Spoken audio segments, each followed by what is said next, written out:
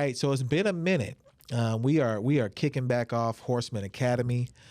We've had a few back in the fall, but starting them again, and I'm excited about the guests that we've had today.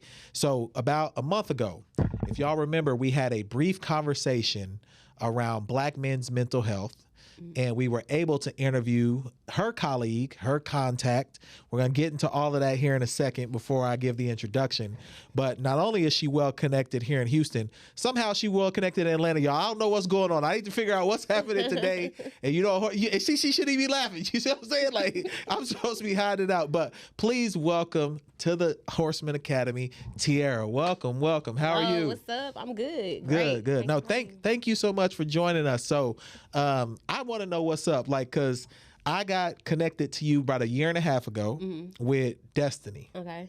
Okay, from Destiny, she's like, oh, you need to meet her. You know, She's doing big things. And anytime someone tells me that, I perk up. Right. So I was excited to meet you, and then you didn't make it. Now what happened? You see how I set her up? Like, I just be all over the place in a good way. You know, I probably had something going on, or I was back and forth traveling or doing something. Yeah. But I'm on a mission right now, so I'm always doing something good. Always going a little bit everywhere. Now remind me again the contact that we interviewed for Black men mental health. Who was that again? Cam, the dynamic Cam Harris. She has a new brand coming out that we'll announce soon, but she is the founder of the Black Men's Mental Health Conference. Yeah, and it was dope. I mean, I was really excited to see that. Right. Just as Black men in general, you know, we're late to the game of just mental health, therapy, all men's that. empowerment. Yeah, we late to that. A little skeptical of men's empowerment. I know I do. I'm not gonna lie to you. I definitely want to empower our brothers, but sometimes I be wondering, like, what do we need to be empowered for? Like, what are we doing? I feel you. What's that room gonna look like? What is it gonna look like? But that room was solid. Yeah. You know, Brother Pollard was there, gave a speech. I think y'all have not the mayor. Y'all had Sheila Jackson Lee give a video she didn't address. make it, but we had Commissioner Rodney Ellis' office there. So we had some good heavy hitters in the room. Okay. So now let's get into you. Let's get your backstory. Entrepreneur, connector. You know, you celebrate in success for women of color. Tell us how you got started. When did you know you had this knack to be on this hustle that you're on right now? 5th grade. So wait.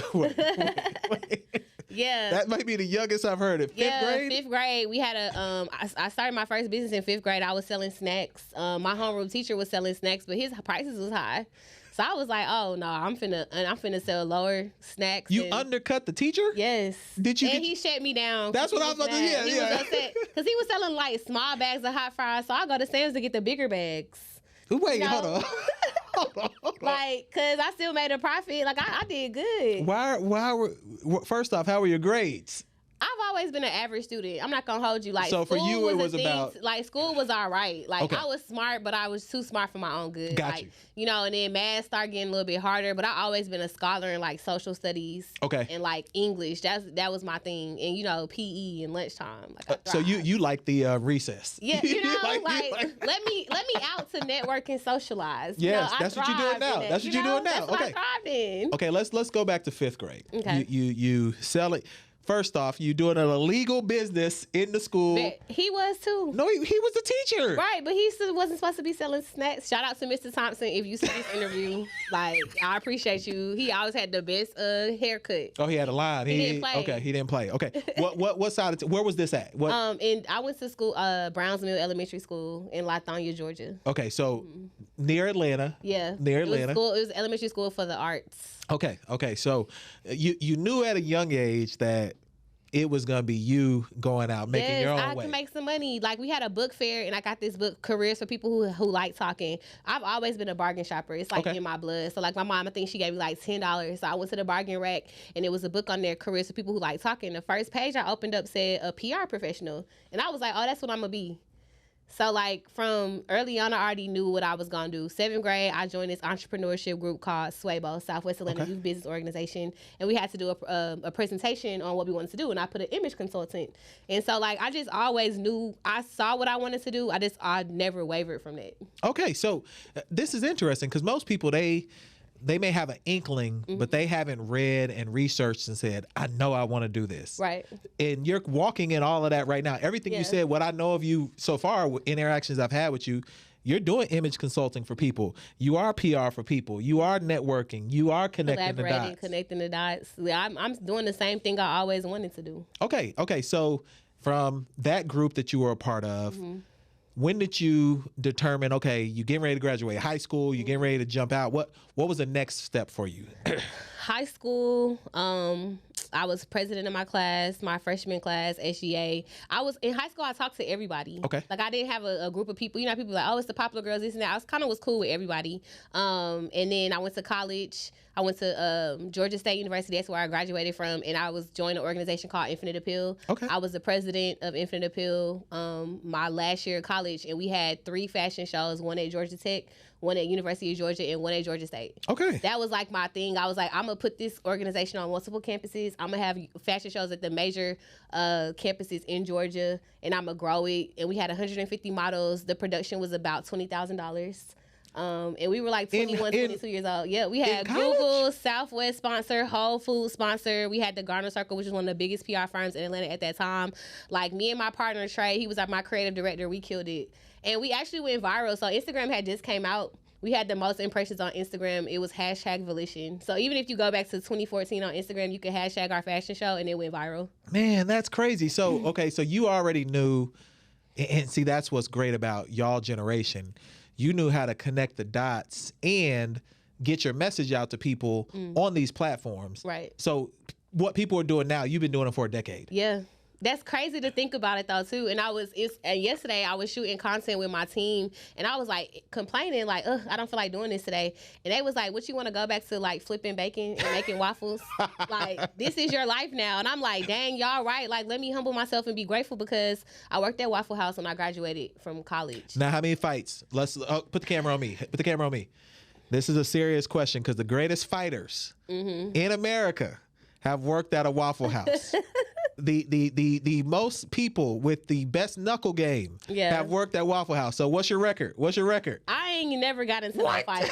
Like, fortunately, we had security. Did I witness fights being broken? Oh, you must have been like Buckhead. Of course. No, I was in Decatur. Really? But we were with no fights. See, let me tell y'all something. No, we had fights, but I wasn't in them. But like a lot of times, people have this bad stigma of Waffle House. Okay. But Waffle House in Decatur was Black excellence. We had the best stores. Like, we had the best employees. We were Black, good-looking managers. Okay. We were college educated. Okay. And we ran our division. Like, I had no overtime during the holidays. We had some of the best numbers in the area. Like, we were lit. But see, people don't advertise that part. Nah, I'm telling you right now. They just advertise the ratchetness, but like, no, Waffle House has some of the leading Black professionals in the organization. I've almost had to fight over a smothered and cover before. I'm telling you right now. Like, it's never that deep. I'm telling you, that deep. I've almost had a Waffle House cook get mad at me and come around and like, yo, what's up? Yeah, I mean, because you have to understand though too, and I used to be on the grill, so I get both sides. That's why right now I don't really go into Waffle House unless it's one of my friends, because I understand. Especially, like, think about this: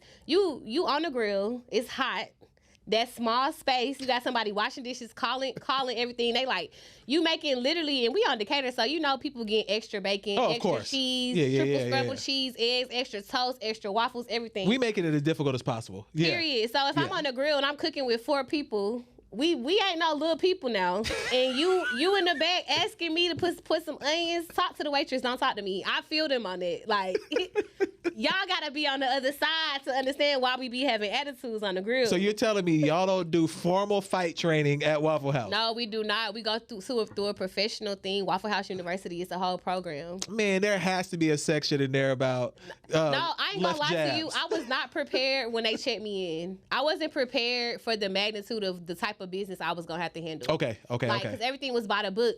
You don't really know what you're gonna go through until you get there. Of course. You know what I'm saying? Like, being prepared to have to pull your cook to the side or your employee to the side and be like, hey, here's some Tide, here's some hygiene products. Like, hey, I want what's best for you. Like, hey, save your money. Like, hey, like, this is just a stepping stone for you. Get your license, get your car, go back to school. Like, you gotta just have life skills for that. So like I was a manager, but I always empower my employees to be better, and I still keep in touch with them. Like I still talk to some of my employees to this day, and they got cars, got houses, some went back to school. So that's what I'm saying. Like everybody always see the negative side of Waffle House, but like literally I was young running a multi-million-dollar unit. Of course, you know. And now, all jokes aside, you know, obviously I'm playing. So yeah. Did that prepare you for what you're doing today? For sure. The number one rule of Waffle House was show up.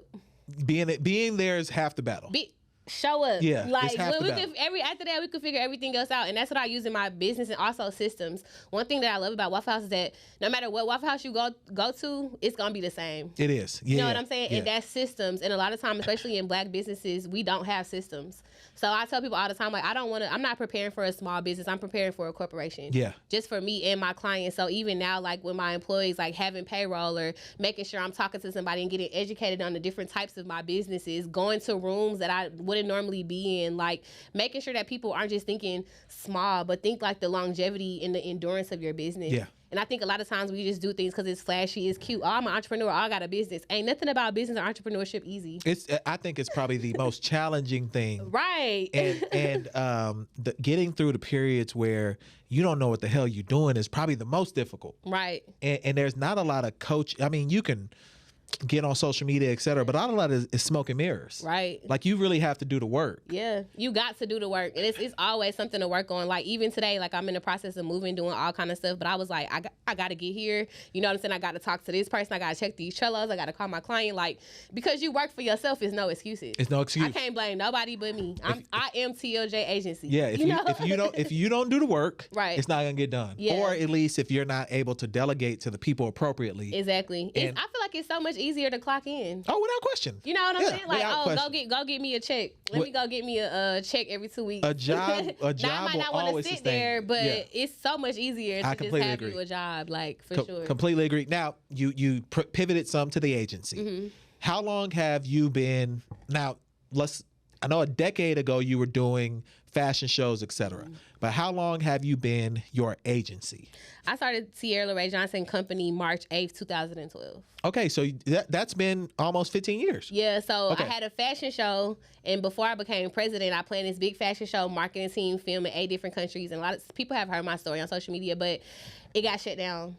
So like thousands of people showed up to a venue for 500 people. And so all my hard work that semester, I had party buses outside waiting to take us to the after party. Like I killed it. So I was like, if I'm gonna work this hard for anybody, I'm gonna work this hard for myself. So I birthed Tierra LeRae Johnson Company, and I had my first event with Gentleman State University, which was like a stylist group on campus. And I had it at Fly Kicks ATL. We had Procter & Gamble, Blackberry, Vitamin Water sponsor. I hadn't even got into my major yet. Okay. So I was just Googling, how do you do an event? How do you write a press release? Like I pulled a lady from Vitamin Water to the side, like, hey, I need some Vitamin Water for my event. She was like, oh, send me a press release. Google how to write a press release. Yeah. Like, and so the event was crazy. It was packed. And then so from there, this lady called me. She was like, I want you to be my publicist. And then that's how my company was born. Okay, so you weren't even graduated college yet. Mm-hmm. So from 5th grade to 7th grade in the organization, high school, and then you get in college, you already were doing the work that you're doing now. Right. But you now have to turn it into a business. Right. What steps did it take to do that? Because now you got a client. Right. Be my publicist. Right. What is the steps then? So I was working 4 jobs. Okay. I used my income tax money. That's when Obama was in office and he was giving that extra stipend for being in school. Yeah. So my income, I was balling. I had $3,500 back. So I took that money and I had my first event. I didn't get my LLC till 2015. Okay. So from that. So that event, I booked that client, and so I just started moving and shaking. Okay. Like I just started planning my own events. I had an event called Meeting of the Minds. I had an event called the Power Circle. I was networking. I started doing Young Moguls mixers. Like I just started doing events and planning, and I just started picking up clients. And this was Atlanta. This is Atlanta. Mm-hmm. Okay. So in Atlanta, you started to get a name. Mm-hmm. People started coming to you. When did you feel like you made it? Like you felt like, and you might still be feeling like you're on the come up. I still don't think I made it. But you do have. But a moment when I was like, okay. I'm here. Yeah, so I do an event at the Capitol where I bring together hundreds to thousands of women together. And so I believe, like, I wasn't expecting this. One of the state representatives was like, had called me up to the stage and he was like, I want to give you an Outstanding Georgia Citizen Award. And this is an award that Tyler Perry has, very prestigious people. And I was like, me? And he was just like, yeah, you've been consistent. Like, since 2017, you've been bringing women together before women's empowerment was a thing. Yeah. Before it was popular. Like, and you just stood the course. Like, you never did too much. And he gave me an Outstanding Georgia Citizen Award. I was like, wow. Well, I wasn't even 30. I mean, but that's a way to show that the work that you've been doing wasn't in vain. Yeah. Like, I tell people all the time, especially when we talk on this academy, you never know who's watching you. Right. And you never know who's either following your template, looking at your blueprint, or just seeing if you real. Yeah. You know, they want to make sure that you doing what you say you're doing, showing up how you're supposed to. And to your point, you had someone say that you've been doing this before we got into all of the stuff that's happening now. Before the brunches, before the $1,000 conferences, like, people wasn't bringing women together. Like, collaboration wasn't really a thing for real. Like, I think that my era was that we had a group called Ladies Who Brunch ATL. They were bringing women together, and then, you know, we started with my mentor, 100 Females. But it's always been a passion of mine. Okay. Because I feel like when, you know, and it's also scripture, when 2 or 3 are gathered, like, you can always, you know, go to the next level. And then also like-minded people, and the very fact that business is hard. It is hard. And like, I'm the first generation entrepreneur in my family. My parents are successful. They're first generation college students. They're first people to do a lot of stuff. But I'm the first entrepreneur. Like, they was looking at me like, go get a job. Yeah. Yeah. Like, you crazy. Like, when you sleeping on the mattress, like, come home. Like, go get a job. And so that's how I ended up at Waffle House, because I was like, what am I going to do? I don't want to go back home. I want my own apartment. I want to live. So I got to go to Waffle House. They offered me a job out of college, but I still gave my business the same amount of time I gave Waffle House. Okay. And Waffle House don't close. So you can only imagine. Yeah. Like, I mean, I remember it was a hurricane coming down in Atlanta, and the door was flying open, and it's literally going like this, and my boss was like, yeah, y'all can't go home. And so I'm like, nobody coming to eat in this. But I mean, what was I gonna do? Yeah, I mean, yeah, it's weird when you are like I hate to use the word grind, but you were on the grind there. Yeah. And while grinding, we say, I don't like to even use that word because that means you're wearing down. Right. I bet there were moments where you're like, damn, I need a break. I need to step out of this. What were some of the ways that you coped with building your business and working, you know, maybe trying to figure things out? What were some of the things that you would tell your younger self? Jesus. I prayed a lot. Like, I that's really when I knew that God was real. Yeah. Cause I was like, this is not my dream. Like, yeah, I'm missing something here. Like, you know what I'm saying? Like, when I realized that there's a lesson that I had to learn in that, it made me be like, okay, Lord, help me learn the lesson so I can get up out of here. Okay. Like, you know what I'm saying? Like, cause I had some stories that people I know would have quit in the process, but I just knew God had more for me. So it grew, my faith grew. Okay. By being in this situation, especially working at Waffle House, and then watching my friends graduate from college and go on trips, have a blast, and I'm making waffle batters and cutting bags of onions. Yeah, yeah. But when we went outside, I could take care of the tabs. Did you feel like that may have humbled you some? Yeah, because it looked so fun. But now I see people are trying to chase their dreams. So I kind of did it backwards. Like, I chased my dreams and worked. Yeah. You know what I'm saying? And I was like using my money to fund my business. And I tell people all the time, like, I have an ebook, like, how to flip your 9 to 5. Because a lot of times people are like, quit your job. I never tell nobody to quit their job. Use your paycheck to invest in your business. And entrepreneurship is not for everybody, but I do believe that generational wealth and having multiple streams of income is for everybody. Yeah. You know, so find you something you like to do and make some money from it. But I'm not a quit your job person. So you now have multiple businesses. Where do you spend most of your time? Like, what line of your businesses? And please share with the people all the things you got going on as well. It's not that much. Hold on. When y'all hear this, you gonna be like, it is that much. So go ahead. Okay, so I have Tierra LaRae Johnson Agency, which is an innovative branding firm where we help game changers and thought leaders and corporate executives monetize their brands, think outside the box, and turn their ideas into execution. And we do that through media relations, community outreach, product development, content creation, and a plethora of other things. And I have Girl Boss Suites, is a chic, collaborative co-working space and online community for women in business at every level of business. And we help them through our online classes, our in-person events. We have happy hours where we turn up, but we still open up our laptops. And those are in my personal brand, Tierra LaRae Johnson, where I have books, digital products. I have an execution boot camp. So those are like my 3 major things. And of course I'm working on some other stuff, but that's, down the line. But then you also do PR work for groups, you setting up events, things like that. That's under those umbrellas, though. It's still a lot, though. Yeah. I be seeing her. I be like, wait, why are you here? Like, what's going on? So everybody be like, you here? This your client? What you? Yeah, and because I'm very humble and I'm very like low key. I like to chill. For real. Like, I don't like to do too much. Like, that's me. That's my vibe, But of course, now I'm getting more into the space where it's like, you got to dress up. You got to be places. So I'm getting into that. But like, if you see me a lot, most of the time I'm going to be working. Okay. I could be doing both, speaking and working. Because if it's my client, I might be serving and building and creating. Like, of course. That's just me, Of course. Yeah, I mean, what people don't understand is like, you have to be able to do a little bit of everything. Yeah. When you're in the space like you. Yeah. Because PR work might require you to break down and set up tables sometimes. Yeah. It might require you to get on the mic and be a host at some time. Right. And then you also need to cater to what your client is doing. Yeah, and building the brand, like, it got to look good. So, like, my degree is in public relations, but I don't say that I do PR. I think that PR comes natural once your brand is good.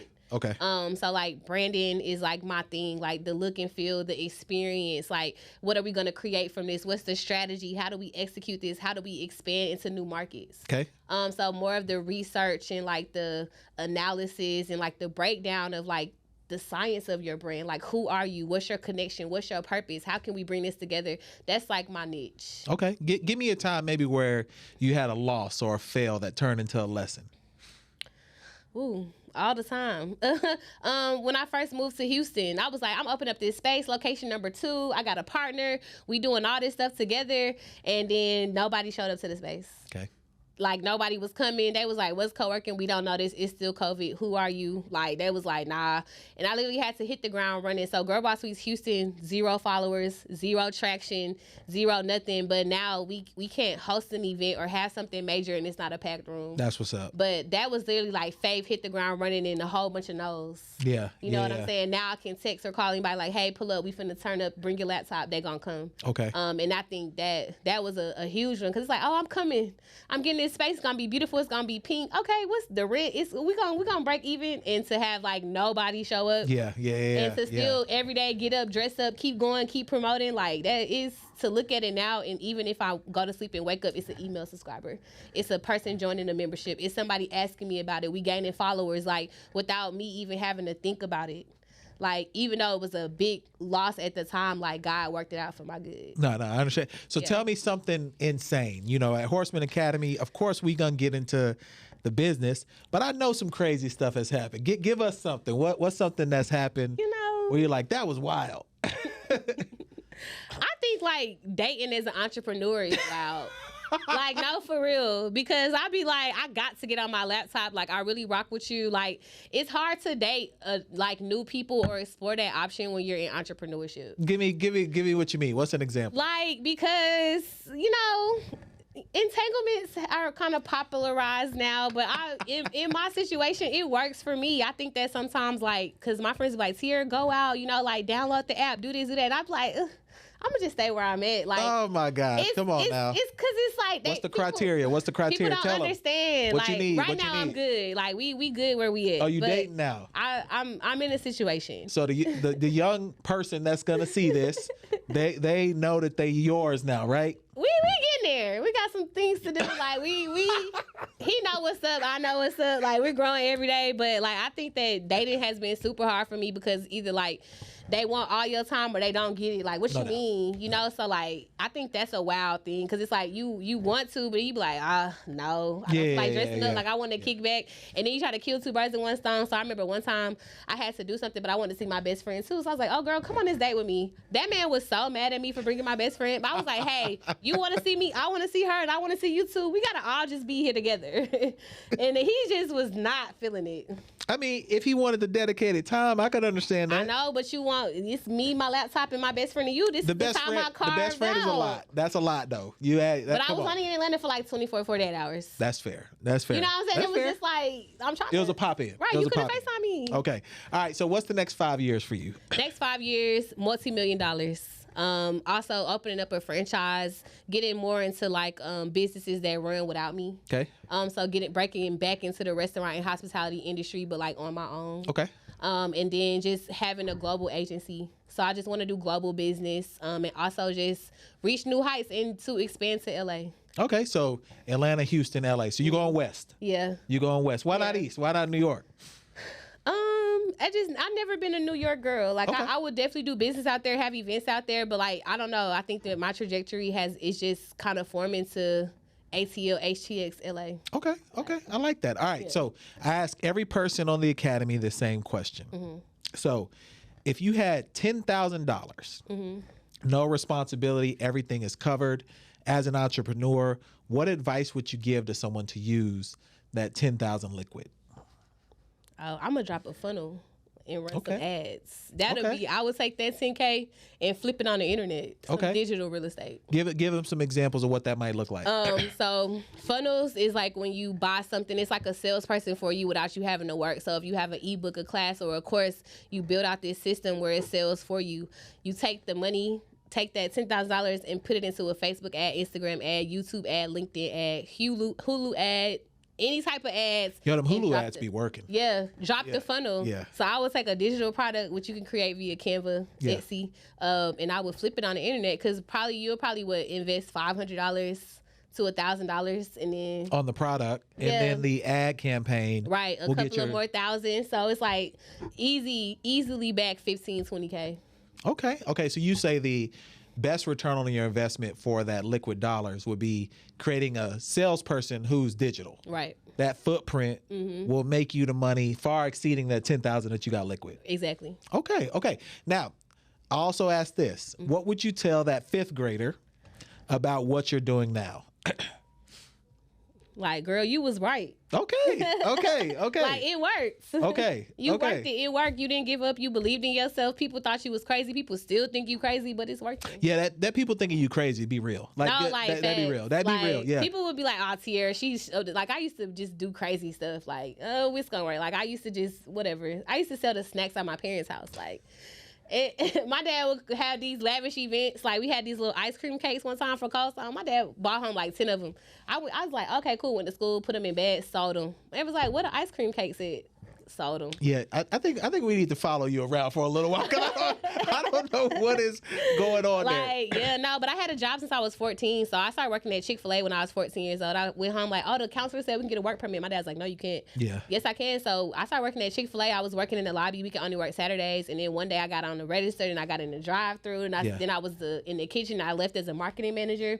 So from 14 to 21, I worked at Chick-fil-A, got a scholarship. So I just always have been in a mode of like working hard and excellence. Okay. So the last thing, there's going to be entrepreneurs who watch this. There's going to be people who are interested in your story. So two things. One, where can they find you? And then what advice would you give to someone who is starting out or maybe in the muck of things and doesn't know exactly how things are going to go? Yeah. What advice would you give to someone like that? Just do it. Like, people gonna tell you that you crazy, like the money not gonna be there. Everything can seem like it's going wrong, but one day something is gonna go right. So just do it and have tunnel vision. Do not listen to what people tell you, because then you would definitely be discouraged and you would want to quit. So trust your gut and pray, and it's gonna work out. And you can follow me at the Tierra LeRae. My website is www.tljAgency.com. You can follow at Girl Boss Sweets, and we also have the website www.girlbosssweets.com. And now that we wear heat around here too. What you got on your feet is crazy right now. I don't even know.